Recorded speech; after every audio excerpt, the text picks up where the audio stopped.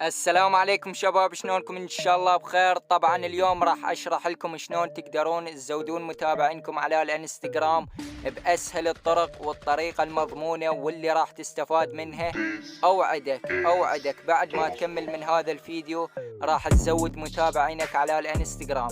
فقط اريد منك تركز لي بهذا الفيديو، لأن كل شي تحتاجه وتريده راح أشرح لك بهذا الفيديو. خليك وياي لمدة 9 دقائق، وصدقني راح تفيدك هذه الطريقة وتزود متابعينك على الانستغرام. وهاي الطريقة أنا راح أستخدمها الحساب الشخصي أمامكم. هسه حتى ما أطول وياكم بالشرح أو بالمقدمة، خلولي لايك لهذا الفيديو واشتركوا. وهسه راح نبدي بالطريقة، وركزوا وياي وليتس جو.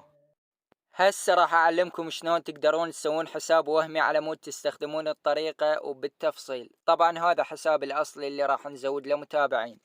بالبداية مثل ما تشوفون حتى نقدر نسوي الحساب الوهمي نحتاج هذا البرنامج انستا اكس، كذلك راح تلقونه بالوصف اسفل هذا الفيديو. ندخل عليه، وراها تحدد لغة البرنامج، تريدها لغة انجليزية او عربي. هسه نجي نضغط على تسجيل بالبريد الالكتروني او رقم الهاتف. هنا الخيار نضغط او نخلي البريد اللي حابين نسوي عليه الحساب الوهمي مثل ما تشوفون. وراها نخلي .com ونضغط على التالي.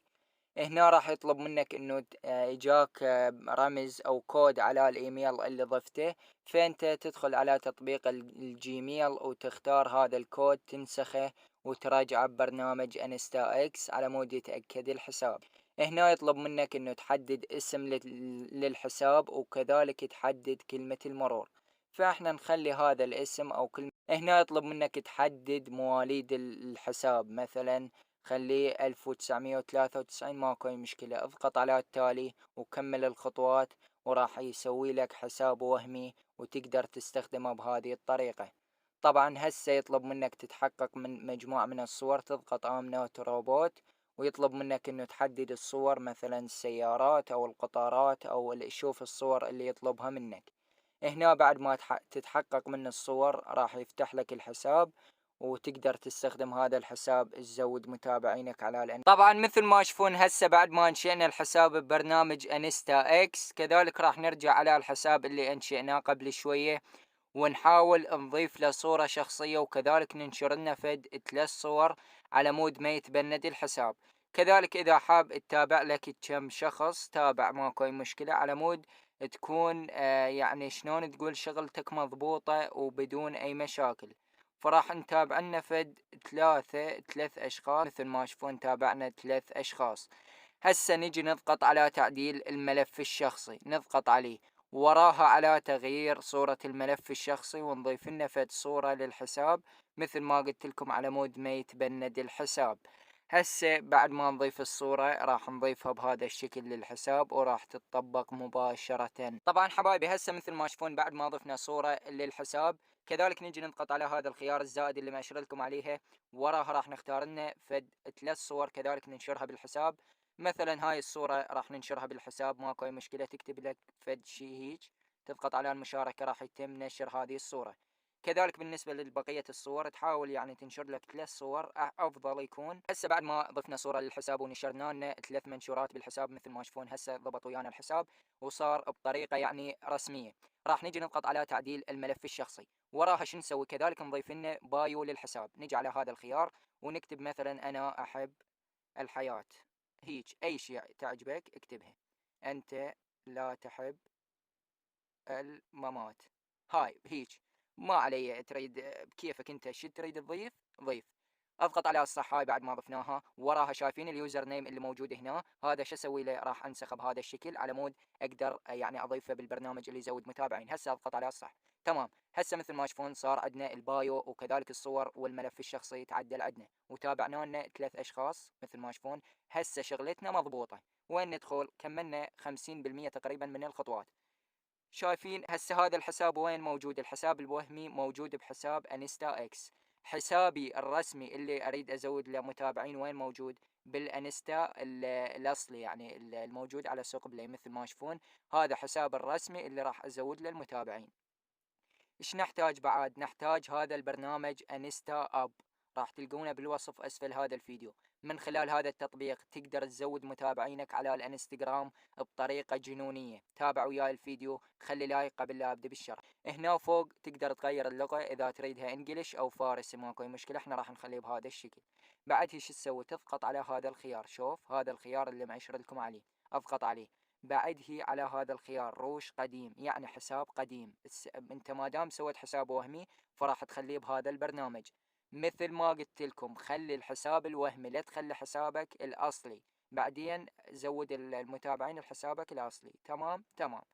هسه شي يريد منك؟ يريد منك هنا اليوزر نيم اللي قبل شوي نسخته من البرنامج. شوف على هاي ضفت اليوزر نيم. هنا يطلب منك الباسورد مالت الحساب اللي قبل شوي سويناه، الحساب الوهمي. اضغط على لوج ان على مود يسجل. مثل ما تشوفون هسه بعد ما سجلنا دخول داخل التطبيق، شو نسوي؟ ننطيه خطأ هيج، تأييد. مثل ما تشوفون حبايبي هسه بعد ما سجلنا دخول داخل التطبيق، راح يظهر لك بهذه الواجهة الحساب اللي سجلت به، الحساب الوهمي. راح تظهر لك فوق صفر النقاط. مثل ما تشوفون انت راح تجمع نقاط، وتجميع النقاط كلش سهلة.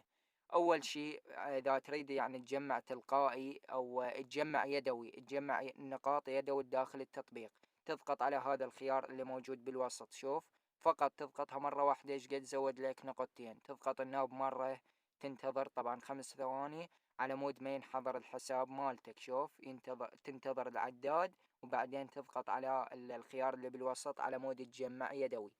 هسه واحد يقول لي احمد انا ما اريد اجمع يدوي، شو اسوي؟ اريد اجمع تلقائي. شلون يتجمع تلقائي؟ على هذا الخيار اللي بالوسط، شوف هذا الفوق، تضغط عليه بهذا الشكل، ووراها راح يعني يجمع لك تلقائي.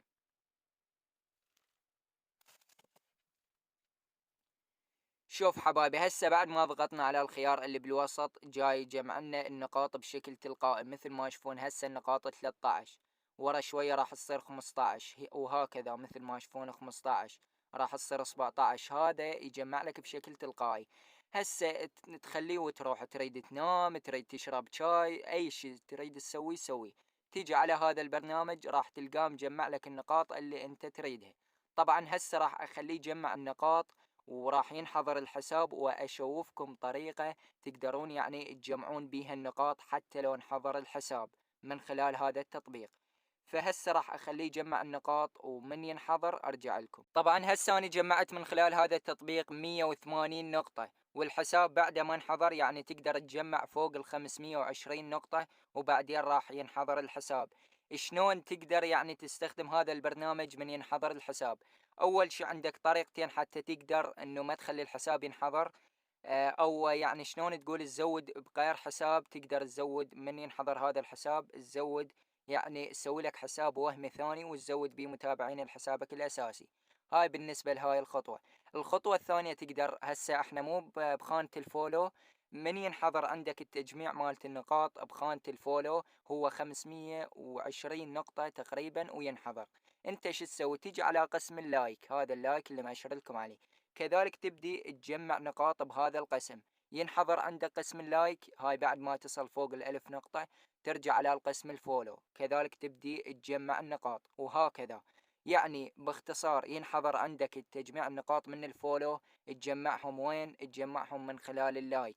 ينحضر من اللايك ترجع للفولو تجمع منهن. هاي بالنسبة للطريقة باختصار. هسه راح اشرح لكم شلون تقدرون تنقلون هذه النقاط الى متابعين لحسابكم الاصلي. ايش قد جمعنا هسه؟ 193 نقطة.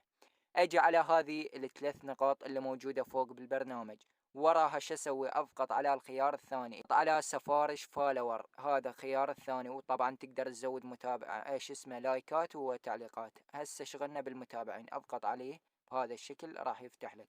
هنا تجي على هذه الخانة اللي موجودة فوق، شو تسوي هنا؟ تجيب حسابك الأصلي، اليوزر مال حسابك الأصلي، تضغط على تعديل الملف الشخصي من المستخدم، تضغط عليه ضغطة مطولة وتنطي نسخ. هسه ترجع للتطبيق اللي هو انستا اب، وتنسخ اليوزر مال حسابك الأصلي اللي تريد تزود له متابعين. شوف هنا راح يظهر لك مجموعة من الحسابات، انت تختار حسابك الأصلي. مثل ما تشوفون هذا حسابي الأصلي، أول واحد ظهر أحمد محمد للشروح والمعلومات الخاصة بالحساب. قط على تأييد، هاي اللي موجودة بالأسفل، ضغطة واحدة. وراها شايفين هاي العداد اللي موجود هنا. هسه انا شقد عندي كم نقطة؟ عندي 193 نقطة. اسحب على قد النقاط اللي عندي. شوف 193 نقطة ايش قد راح يجيبوا لي؟ راح يجيبوا لي 48 متابع. هو راح ينطيك اكثر، بس يعني عدد موجود بالبرنامج 48 متابع مقابل 192 نقطة. هذا الشي كلش حلو. طبعا تقدر تجمع من نقاط اكثر، بس انا اختصارا للشرح. بعد ما حددنا عدد المتابعين نضغط على السفارش، هذا الخيار اللي باللون الاحمر. وراها شو نسوي؟ نضغط على هذه اللي باللون الاحمر كذلك على مود نأكد الطلب. هنا تضغط على التأييد اللي موجودة، وراح يظهر لك هذه المعلومات. شنو هاي المعلومات؟ هاي المعلومات يقول لك راح يعني شلون تقول نرسل لك المتابعين بعد ما يكمل هذا الطلب. طبعا المتابعين يتأخرون 10 دقائق، 5 دقائق، ربع ساعة بالأكثر. فأنت تنتظر، حتى لو ساعة انتظر ماكو أي مشكلة. الطريقة مضمونة وراح تجيك بيها المتابعين. مثل ما تشوفون هسه بقت عندي نقطة واحدة بهذا البرنامج. تقدر بعد تجمع نقاط وتحولهم متابعين بعد ما يكمل الطلب. طبعا الأفضل أنه تحدث هذه الصفحة كل شوية. تجي على هذه الثلاث نقاط ووراها على البيقرا سفارش، هاي اللي مأشر لكم عليها. مثل ما تشوفون على مود يحدث لك الصفحة اللي موجودة بيقرا سفارش. شوف هسه ايش قد جاني متابعين من اصل 48 متابع.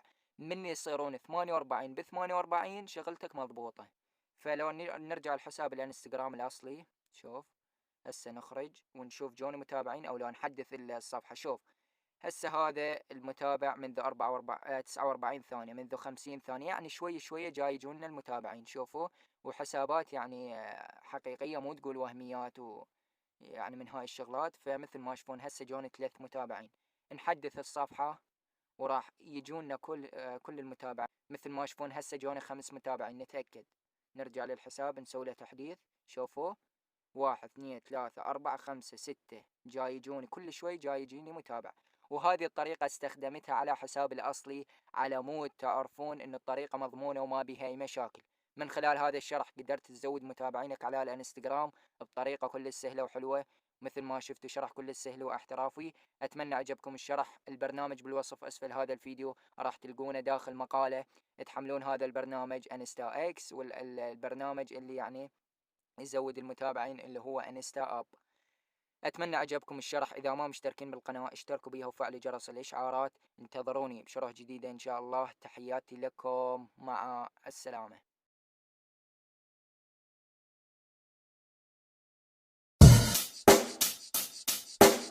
Check the mic and make sure it sound right, boys.